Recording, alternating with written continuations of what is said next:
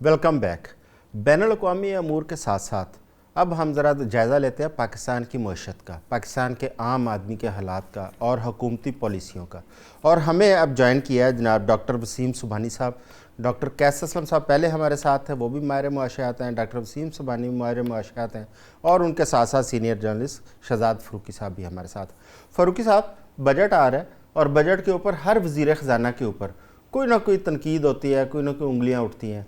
मौजूदा जो वज़ीर ख़जाना है औरंगज़ेब साहब, उनके ऊपर भी सुनने में आ रहा है कि वज़ीर-ए-आज़म साहब उनकी तजवीज़ से कुछ मुतफ़िक नज़र नहीं आ रहे और उन्होंने एक अपनी क्लैरिफिकेशन जारी की है जिसके अंदर उन्होंने ख़ुद ये एतराफ़ किया है कि वो जी एक कमेटी बनाई गई है जिसमें इसहाक़ डार साहब उसकी सरबराही करेंगे और दोबारा तजावीज़ बनाएंगे। इसकी क्या वजह है? अच्छा, दो चीज़ें हैं जी चौधरी साहब। एक बात तो ये है कि जिस आदमी ने वोट लेना है, अवाम के पास जाना है, उसकी तरजीहात कुछ और होती हैं और उसके सोचने समझने का और चीज़ों को टैकल करने का अंदाज़ बिल्कुल और होता है। जो साहिबान पैराशूट के ज़रिए आते हैं, जो जिनके ज़िम्मे ये होता है कि आपने वर्ल्ड बैंक से पैसे लाने हैं, एशियन डेवलपमेंट बैंक से पैसे लाने हैं, आपने IMF से पैसे लेने हैं, तो वो उस लिहाज से देख और सोच रहे होते हैं कि उनको कैसे मुतमिन करना है और किस तरह से उनकी शराइत पूरी करके तो हम पैसे मज़ीद ला सकते हैं। बुनियादी बात वही है जो ब्रेक से पहले हो रही थी कि हमारा निज़ाम टैक्स जो है वो बिल्कुल बदतरीन सूरत हाल पर पहुंचा हुआ है और उसी वजह से हमारे अहदाफ जो है, हमारी इकॉनमी की बुनियाद में एक फ़र्क ये है कि मेरा मानना ये सब्जेक्ट स्पेशलिस्ट हैं दोनों हजरात, मैं एक लेमैन की लैंग्वेज में बात करूँ तो मुझे समझ आती है कि सनती ग्रोथ हो तो वो कोई ग्रोथ होती है, मुझे समझ आती है अगर कोई ज़रई ग्रोथ हो तो वो ग्रोथ होती है। आप सर्विसेज के ऊपर कितना खेल लेंगे और क्या खेलेंगे, वो गैर हकीकी शरह नमू जो है उसको बता के लोगों को खुश करने का कोई फ़ायदा नहीं है। अभी ये कहते हैं खलीजी जंग से फ़र्क पड़ गया जी तो हम 3.7 पे रह गए। मेरे नज़दीक ये एक अच्छा बहाना मिल गया मौजूदा हुकूमत को, वगरना ज़्यादा से ज़्यादा 1.01% का फ़र्क पड़ता या शायद इतना भी ना पड़ता। और पाकिस्तान के सियासतदानों का आलम यह है कि इनके बताए हुए अदादो शुमार के ऊपर लोगों का यकीन नहीं है। आपने टैक्स को जब तक आप डायरेक्ट नहीं करेंगे, ज़्यादा कमाने वालों से आप ज़्यादा टैक्स नहीं लेंगे और कम कमाने वालों से आप कम टैक्स नहीं लेंगे, आपका निज़ाम सीधा हो नहीं सकता। आपके पास शॉर्टकट है, आप बिजली बढ़ा देते हैं, आप पेट्रोल बढ़ा देते हैं और अपने टारगेट्स को मीट करने की कोशिश करते हैं। अब ये देखिए कि 205-10 रुपये आपको कॉस्ट करता है एक पेट्रोल का लीटर जो है और आप वो 400 से ऊपर का बेच रहे हैं, तो इसका मतलब यह है कि आप तकरीबन 100% जो है वो गवर्नमेंट अपने टैक्सेस के ज़रिए कलेक्ट करने की कोशिश कर रही है। तो अगर गवर्नमेंट ये सोचती है कि हुकूमत की मईशत को जो नुकसान हुआ है, तो आम आदमी की मईशत में तो कोई इजाफा नहीं हुआ, उनकी तनख्वाहें, उनकी आमदन तो नहीं बढ़ी, तो आप अगर उन पर बोझ डालेंगे तो वो कितना बोझ उठा पाएंगे। तो उस हवाले से हमारी जो आवाम के हवाले से मैं समझता हूँ कि अभी लोगों का कर्ज शर्ज लेके तो गुजारा चल रहा है, मांग तांग के, बिजली बंद करके आप गुजारा कर लेते हैं, पेट्रोल को उस तरह से इस्तेमाल करते हैं कि सोच के जाते हैं कि आज नहीं जाता कल चला जाऊंगा, एक ही दफ़ा एक रूट बनाया और आप चले गए। लेकिन अब ये चीज़ें जब यहाँ से आगे निकल जाएंगी तो फिर उसके बाद फसाद होगा और मुझे उस दिन से डर लगता है कि जिस दिन आम आदमी का गुजारा नहीं होगा और वो सड़कों पर मुझे और आपको रोक कर हमारे हाथ चेक करेंगे और नरम हाथों वालों का उस दिन यौम हिसाब होगा। बिल्कुल डॉक्टर कैसा, ये मुआशी दबाव जो इस कौम के ऊपर इस वक्त है, ये बहुत हमने बड़ी देर बाद देखा है कि इतनी ज़्यादा लोगों के अंदर परेशानी, लोग रोज़गार भी बहुत कम हो चुका है, हमारी इंडस्ट्री, हमारी एग्रीकल्चर। अच्छा, ये अब जो अहदाफ इन्होंने पूरे करने हैं मुआशी, आपका क्या ख्याल है, ये पूरे कर लेंगे या ये जो पेट्रोल की मद में अवाम को इस वक्त निचोड़ा जा रहा है, इसी तरह अवाम से वसूलियाँ करके तो इसको वो पूरा करने की कोशिश करेंगे? शुक्रिया। देखें, मेरा ये ख्याल है कि किसी साल भी कोई एक आध होगा जिसमें कोई हदफ पूरा हुआ होगा।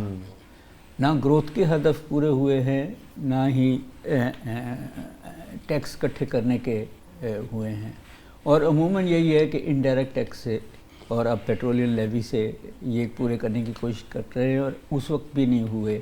बल्कि पिछले साल की वर्ल्ड बैंक की रिपोर्ट है कि यहाँ गुर्बत सेल्स टैक्स की वजह से बढ़ी है। अच्छा, और जब वो ये रिपोर्ट दे दें तो मेरा ये ख्याल था कि सेल्स टैक्स कम होगा, मगर अब जो ख्याल है, आज जो शायद मैं पढ़ रहा था कि ये समझ रहे हैं कि वो पिछला हदफ पूरा हुआ नहीं, मगर 17 ट्रिलियन का نیا بجٹ آئے گا. اس میں سے 2 ٹریلین تو کہہ رہے ہیں کہ عوام سے وصول کر لیا گیا پیٹرول کی مد میں. دیکھیں پیٹرول کا جو مزے کی بات یہ ہے وہ یہ ہے کہ آئی ایم ایف نے یہ کہا ہوا ہے کہ جو آپ کے لیویز ہوں گے وہ 40% ہوں گے. تو میں نے وہ جب دیکھا کہ 174 شاید روپیز آتے ہیں پیٹرول پہ اور باقی ڈیزل سے, تو جب ان کو ملا کے 2 پہ ڈیوائڈ کیا تو 40% ہی بنتا ہے. اچھا, کبھی کبھی ڈیزل کو اوپر کر دیتے ہیں, پیٹرول کو تھوڑا سا نیچے کر دیتے ہیں سچ فورتھ, مگر جو لگایا ہوا کیروسین پہ اور جو لگایا ہوا ہے وہ ہائی ایویشن پہ وہ اس 40% میں نہیں ہے. عوام سے بلکہ مڈل کلاس سے, اب عوام سے کیا, وہ جس نے سائیکل چلانی ہے وہ تو سبزیاں وغیرہ اس سے شاید پے کرتا ہوگا. نہیں, لیکن ہر چیز پہ اثر پڑتا ہے. میں یہی بتانے لگا ہوں جی کہ اصولی طور پہ گروتھ ریٹ اوپر جانا چاہیے, انفلیشن اور انٹرسٹ ریٹ نیچے جانے چاہیے اور ان امپلائمنٹ نیچے جانی چاہیے, یا الٹا ہے, ان امپلائمنٹ اوپر جا رہی ہے, انفلیشن اوپر جا رہی ہے, انٹرسٹ ریٹ اوپر چلے گئے اور گروتھ ریٹ نیچے آ گئی. آپ نے جو 1-2 سالوں میں کمایا تھا کہ جی ہم نے اکانومی میں یہ کر دیا, وہ اس سارے میں نیچے آ رہا ہے اور آگے نیچے آ جائے گا.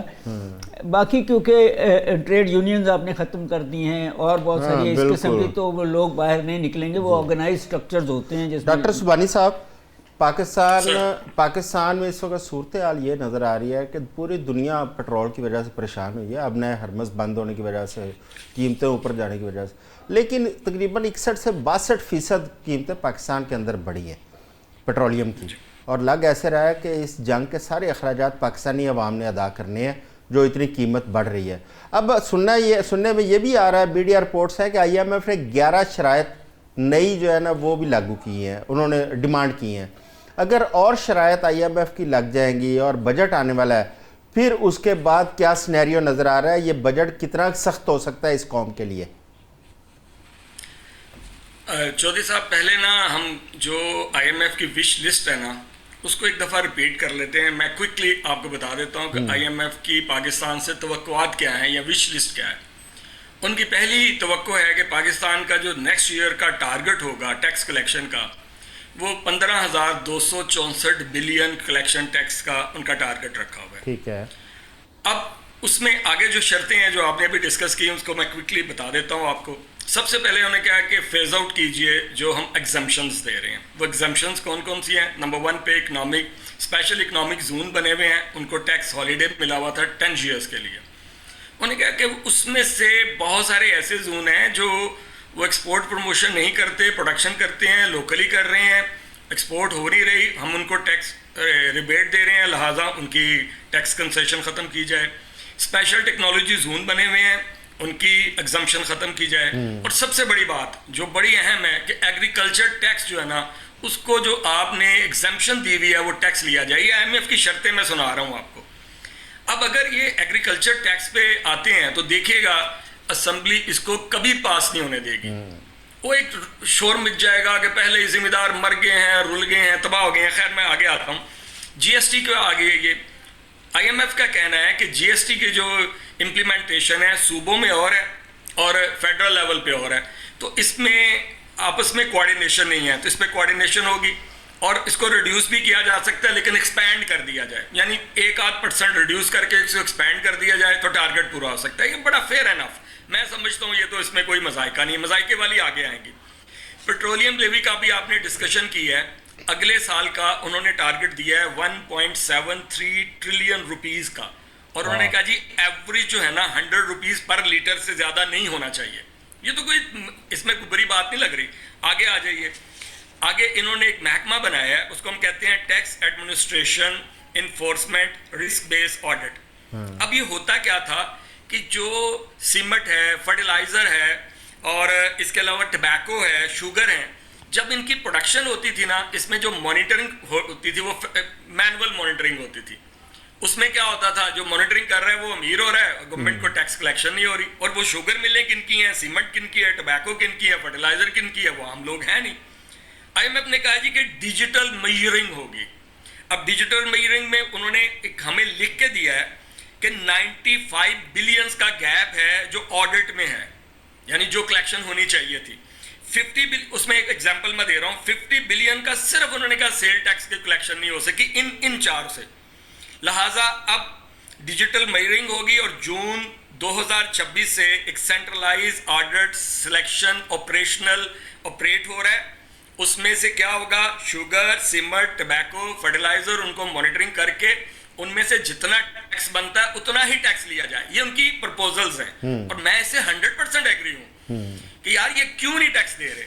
آگے ان کے اب آتے ہیں اس طرف جو ذرا ہمارے لیے سخت فیصلے ہیں, وہ ہے انرجی اور اس کی ہمارے جو ایکسپینڈیچر ہیں. انرجی پہ تو اس میں کوئی نہیں ہے. انہوں نے کہا جی گیس اور پاور پہ اگر سبسڈی ہے اور ہے اس کو ختم کیا جائے, اس کو منتھلی کوارٹرلی مانیٹر کیا جائے اور اس پہ فیول پہ جو مانیٹرنگ اس کو سبسڈی ہے ختم کی جائے. لیکن ایک اچھی بات اس کے آگے آتی ہے, انہوں نے کہا جی کہ گورنمنٹ جو ہے وہ ایکسپینڈیچر کیپ لگائے. اب یہ نہیں ہے وہ خرچ کرتے جا رہے ہیں, آپ مانگ تانگ کے خرچ کر رہے ہیں. جیسے فاروقی صاحب نے کہا, قیس صاحب نے کہا, اس کا عام آدمی سے کوئی لینا دینا نہیں ہے. آئی ایم نے کہا اس کے اوپر کیپ لگا دیجئے, اور اس کیپ کے بعد جو پیسے بچتے ہیں, اور انہوں نے کیا کہا کہاں خرچ کریں, ہیلتھ پہ اور ایجوکیشن پہ.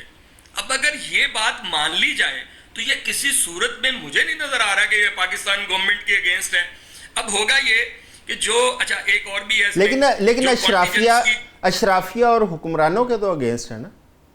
جی بالکل ایگزیکٹلی. اچھا ایک اور اس میں ہے, نیب کی ریفارمز کا ذکر کیا. اب اندازہ لگائیے, آئی ایم ایف کہہ رہا ہے کہ نیب کے جو آپ بڑے بڑے عہدوں پہ لوگ لگاتے ہیں وہ لائکنگ ڈس لائکنگ کی بنیاد پہ لگاتے ہیں, وہ ٹرانسپیرنسی کی بنیاد پہ نہیں لگاتے. لہٰذا جب ان کے کیس جاتے ہیں یا کسی کو اندر کرنا ہوتا ہے, آپ اس کو کہہ دیتے ہیں اس کو جناب اندر رکھو, اس کو فارغ کر دو.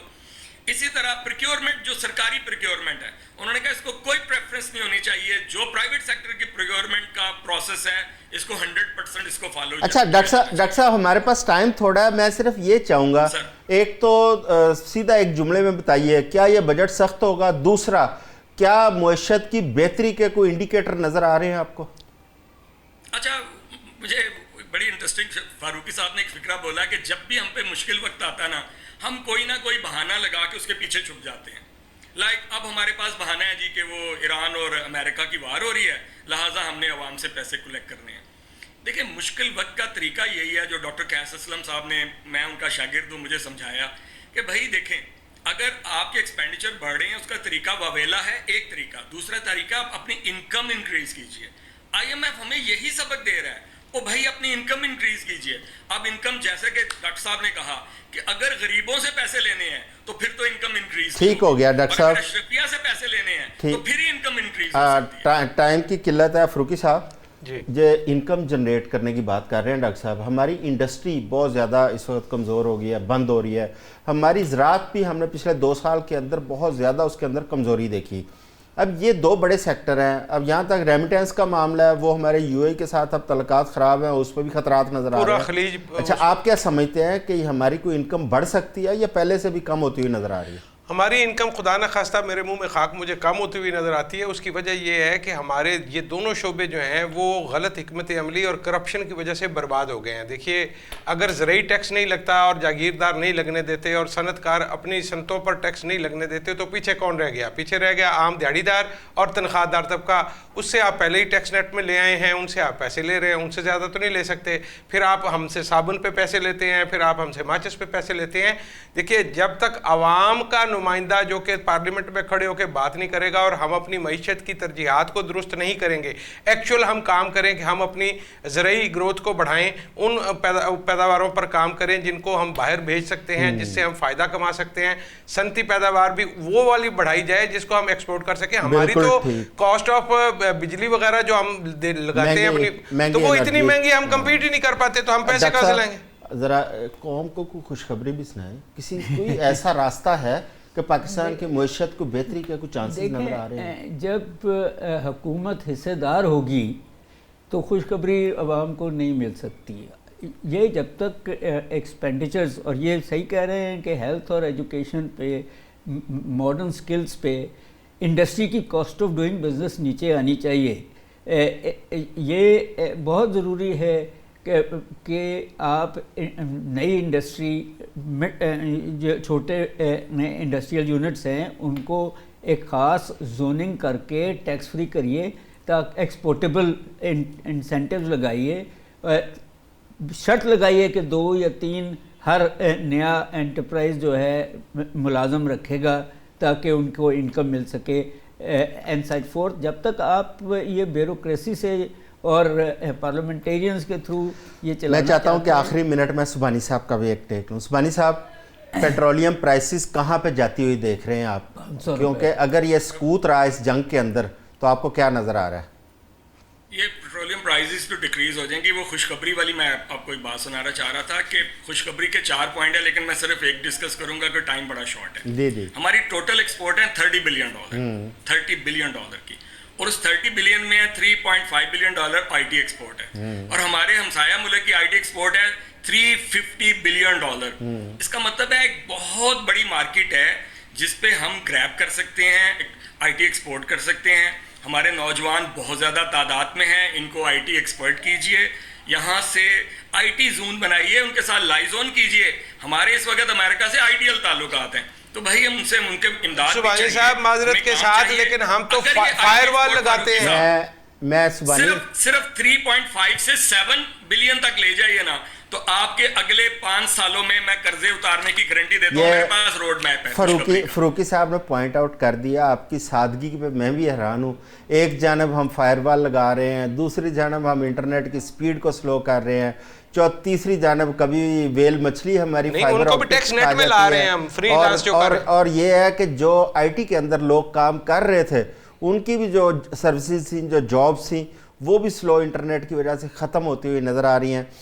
تو ڈاکٹر سبحانی صاحب آپ کا بھی بہت شکریہ, ڈاکٹر قیس صاحب آپ کا بھی بہت شکریہ, شہزاد فروقی صاحب آپ کا بھی بہت شکریہ. ٹائم کی قلت تھی, ورنہ ہم پاکستان کی اکانومی کے اوپر مزید تفصیل کے اوپر بات کرتے ہیں, کیونکہ بجٹ بھی آنے والا ہے اور ہر طرف معاشی سختیاں ہی سختیاں نظر آ رہی ہیں. اگلے ہفتے بجٹ کے آمد ہوگی اور انشاءاللہ تازہ ترین اپڈیٹس کے ساتھ آپ کے پاس حاضر ہوں گے. اپنا خیال رکھیے گا. اللہ حافظ.